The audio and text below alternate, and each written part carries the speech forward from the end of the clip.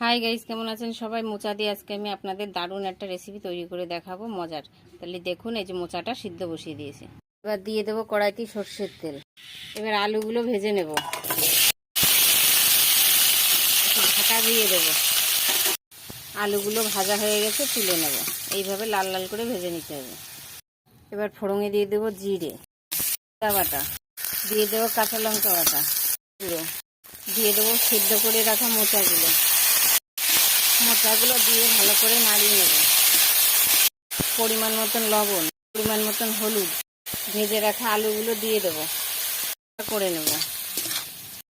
এই মোচাটা কিন্তু হয়ে গেছে। এখন গরম মশলা দিয়ে একটু নাড়িয়ে নেব।